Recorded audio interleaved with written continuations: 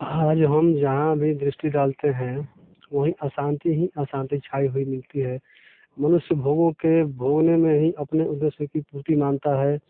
वह यह नहीं विचारता कि भोग तो सभी योनियों में प्रारब्ध से प्राप्त हो रहे हैं, किंतु यह मनुष्य योनि हमें किस विशेष उद्देश्य के लिए मिली है। यदि मनुष्य जन्म पाकर भी हम बार बार जन्मते मरते रहे तो हमने मनुष्य जन्म पाकर क्या विशेषता प्राप्त की। जब तक मनुष्य अस्थायी शांति तथा भगवत प्रेम की प्राप्ति न कर ले तब तक वह संसार चक्र में भटकता ही रहेगा। इसलिए मनुष्य जन्म जन्म का एकमात्र उद्देश्य यही है कि हम चिर शांति तथा भगवत प्रेम अवश्य प्राप्त कर लें।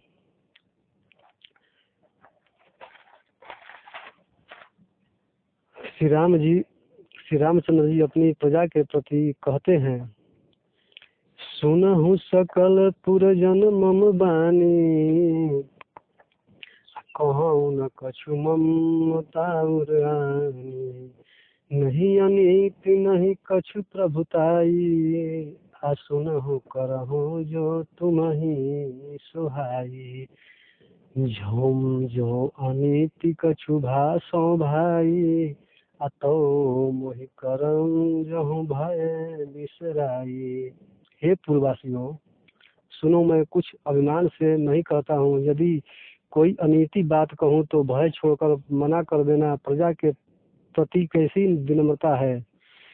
जिनकी चरणों की रज से हम पवित्र हो जाते हैं, वह धूलि तो मिलती नहीं और जो मिलती है उससे कल्याण होता नहीं।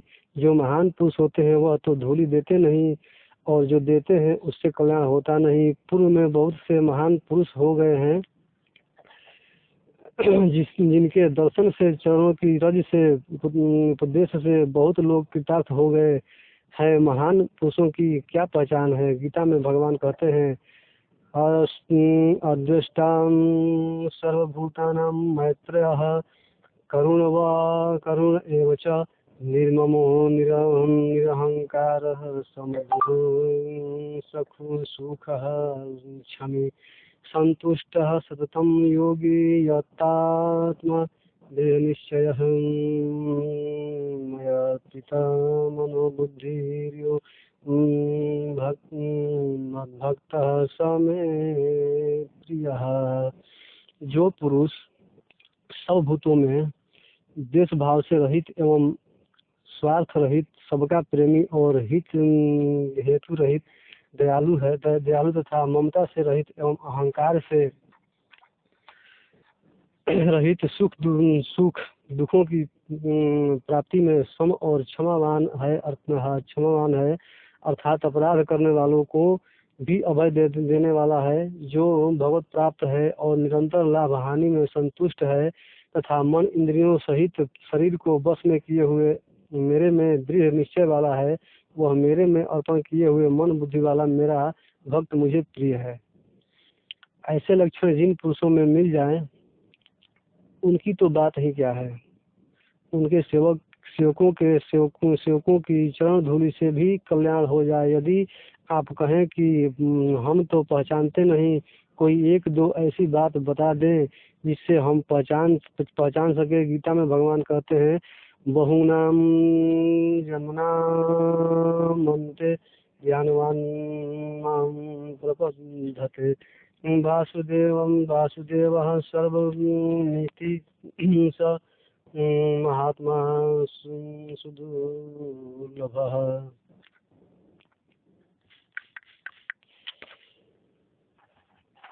बहुत जन्मों के अंत में तत्व ज्ञान को प्राप्त पुरुष सब कुछ वासुदेव ही है।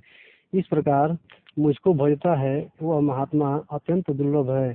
श्री रामचंद्र जी ने भी रामायण में अपने भक्तों के लक्षण इस प्रकार बताए हैं, सो अनन्य जाकिम असीमति न तरई हनुमान तुम्हें सेवक सचराचर रूप स्वामी भगवंत। सबको नारायण रूप जानकर यह जाने कि मैं सबका दास हूँ। भगवान कहते हैं, मेरे ध्यान से जिसकी मति न टले वही मेरा परम भक्त है। उनकी एक मोटी परीक्षा यह है कि जिनके दर्शन से भगवान याद आए, जिनके भाषण से, जिनके स्पर्श से भगवान में श्रद्धा उत्पन्न हो, वही परम भक्त है। प्यारी तो हरेक की बात लग सकती है, पर असर भक्त का ही होता है, जिसकी वाणी में कुछ ओज और तेज हो। इंद्र च्यवन ऋषि संवाद में इंद्र ने वज्र उठाया, ऋषि ने वही रोक दिया।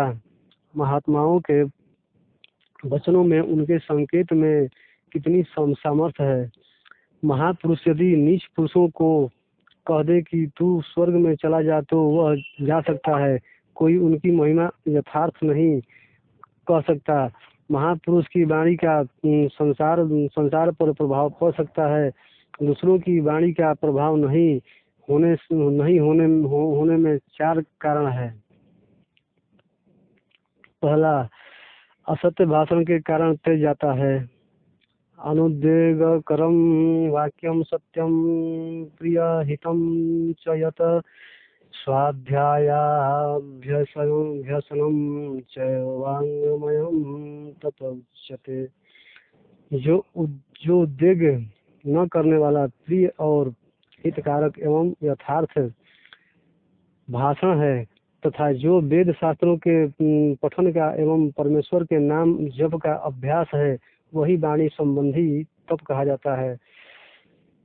बस आज के लिए इतना ही।